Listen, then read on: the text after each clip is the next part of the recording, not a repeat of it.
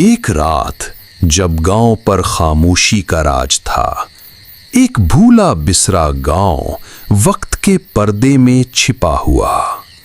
وہاں ایک قبر کھودنے والا رہتا تھا، نور بخش، بوڑھا، لالچی اور تنہائی کا عادی۔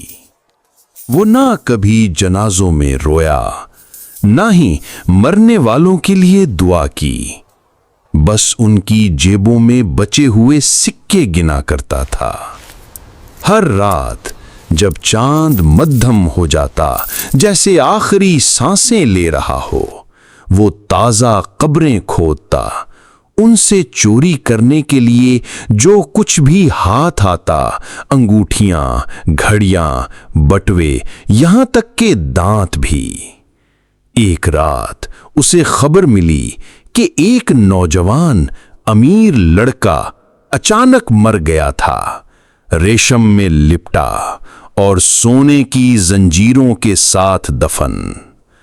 نور بخش نے خشک ہونٹوں پر زبان پھیری اور بڑبڑایا، نہ دعا نہ مغفرت، صرف خزانہ میرا منتظر۔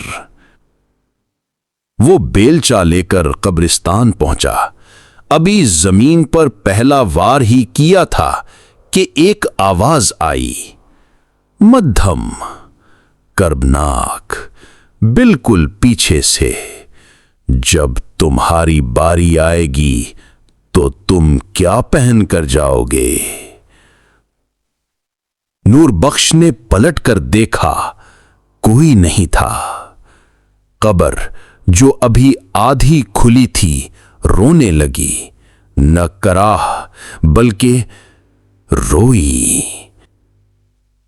ہوا درختوں میں سے ایسے چیخی جیسے بچے یاد کیے جانے کی فریاد کر رہے ہوں، پھر مٹی ہلی۔ قبر سے ایک ہاتھ نکلا، نہ سڑا ہوا نہ خون آلود، بس نور بخش کی اپنی انگوٹھی پہنے ہوئے۔ تم نے وہ چرایا جو مجھے اب درکار نہ تھا، آؤ میں